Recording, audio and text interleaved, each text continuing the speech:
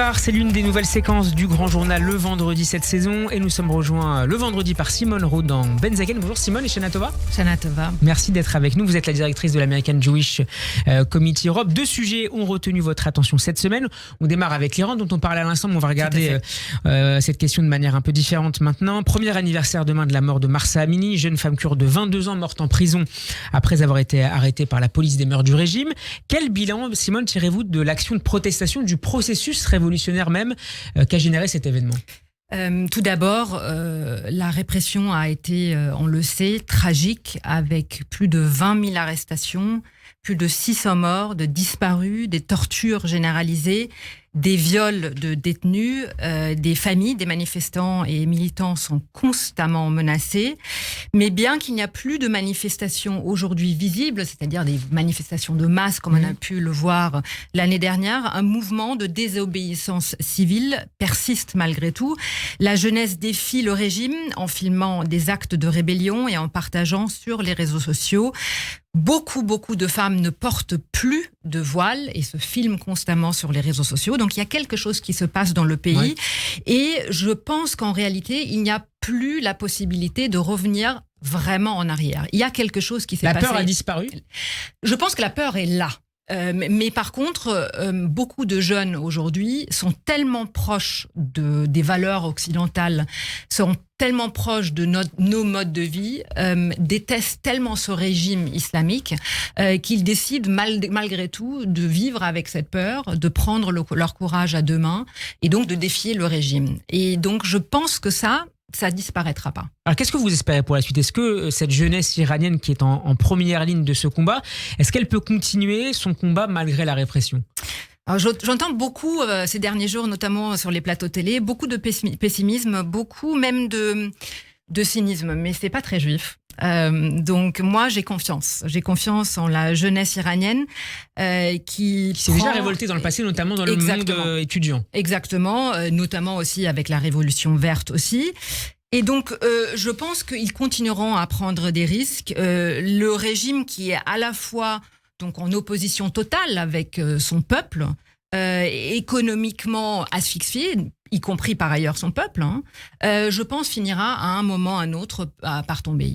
Il tombera peut-être pas aujourd'hui, pas demain, mais un jour il va tomber et je pense qu'on peut compter sur le peuple iranien. Les murs des prisons ne peuvent pas finalement contenir l'esprit de liberté d'un peuple éternellement. Mais je pense aussi que pour ça, le soutien de la communauté internationale est crucial. Et donc, c'est pour ça aussi Il a été insuffisant ces derniers mois ? Oui, je pense qu'il a été insuffisant. Il a été très fort au début, effectivement, avec des grandes déclarations, avec le fait que le président de la République, notamment français, ait reçu l'opposition iranienne. Mais ces derniers mois, cela a beaucoup faibli parce que je pense que beaucoup de gouvernements se disent aujourd'hui ça marchera plus et qu'on espère trouver par ailleurs un accord sur le nucléaire iranien. Absolument, qui a lieu en même temps. Et donc des décisions comme les 6 milliards de dollars qui sont donnés au régime iranien pour la libération d'otages américains, c'est pas un bon signe. Le fait que le président... On a tort de céder à cette diplomatie des otages. Oui. On a absolument tort, surtout parce qu'elle encourage d'autres prises d'otages. Si avec quelques otages, 6 milliards d'euros sont empochés, qu'est-ce qui les empêchera demain d'arrêter d'autres otages ? Également, le fait que le président iranien Raïssi sera à New York la semaine prochaine pour l'Assemblée générale des Nations Unies. Il sera à cette occasion reçu par le très fameux CFR, donc un très grand think tank américain.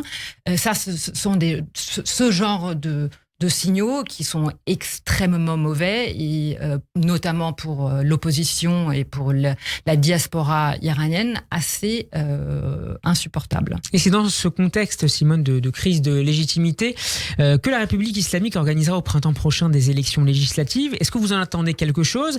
Est-ce que ce scrutin peut répercuter le mouvement issu de la rue ? Écoutez, premièrement, le système électoral n'est ni libre ni équitable. Ça, on le sait. Les élections sont contrôlées par le Conseil des gardiens, une entité qui filtre bien évidemment et approuve les candidats. En réalité, ce processus élimine donc la majorité des candidats réformistes, limitant ainsi le choix disponible aux électeurs. Mais en même temps, on voit quand même une certaine nervosité par les autorités iraniennes qui craignent surtout un boycott. Quand vous regardez aujourd'hui les médias iraniens, ils parlent du fait qu'il est possible qu'il y ait une participation extrêmement faible. Ce serait un désaveu pour le régime. Ce sera un désaveu terrible pour le régime. Par ailleurs, le président Raïssi a donné une interview la semaine dernière dans laquelle il a appelé le peuple iranien à descendre massivement aux urnes. Donc on sent quand même que cela pose un problème et c'est peut-être une autre réponse silencieuse du peuple iranien, de nouveau au régime iranien. Et on suivra évidemment de près cette actualité iranienne. Deuxième sujet cette semaine, la tribune du psychanalyste Gérard Miller dans les colonnes du Monde. Il y fait le constat d'une communauté juive française fracturée, deux judéités irréconciliables se feraient désormais face. Selon lui, un grand nombre de juifs ayant décidé, et je le cite, de lier leur sort à celui de Marine Le Pen et d'Éric Zemmour. Simone, d'abord votre réaction à cette tribune. Est-ce que nous avons collectivement, à quelques exceptions près, que Gérard Miller situe peut-être dans le camp des mélanchonistes, est-ce que nous avons perdu notre boussole morale ? Je pense que cet article est d'une malhonnêteté et franchement d'une perversion.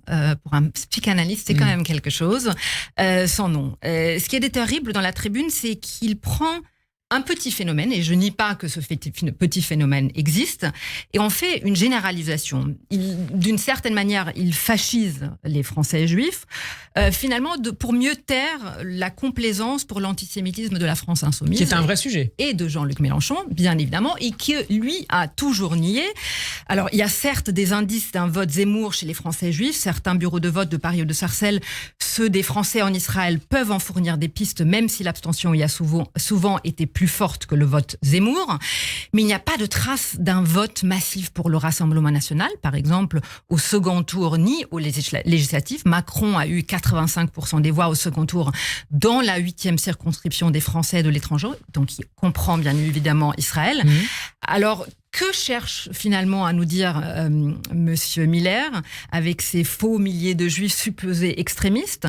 Eh bien, c'est qu'il tait dans toute sa tribune, mais que l'on comprend tout à fait qu'on est de gauche, on peut désormais taper sur les juifs puisqu'ils sont d'extrême droite. Et je pense que c'est là il y a un vrai problème et la vraie perversité, c'est que finalement, il en fait une cible de ces juifs qu'il associe, comme l'a fait Jean-Luc Mélenchon lors de son discours, lors de l'événement de la rafle de Veldiv, quand il a directement ciblé le président du CRIF, Jonathan Arfi. Il met en réalité une cible sur le dos des Français juifs en disant qu'ils sont d'extrême droite et donc en dehors de la société. Merci beaucoup Simone Rodin-Benzaken d'avoir été avec nous. Le Monde vu par est à retrouver en podcast sur radioj.fr et en vidéo sur notre page YouTube Shana Tova. Khatima Tova, à la semaine prochaine. Radio J. Le grand journal, Steve Nadjar. Il est temps de retrouver Amerad, votre rendez-vous hebdomadaire avec les acteurs de la communauté. Nelou Kohn s'entretient avec Jean-François Gutmann, le président de l'OSE. On se retrouve juste après.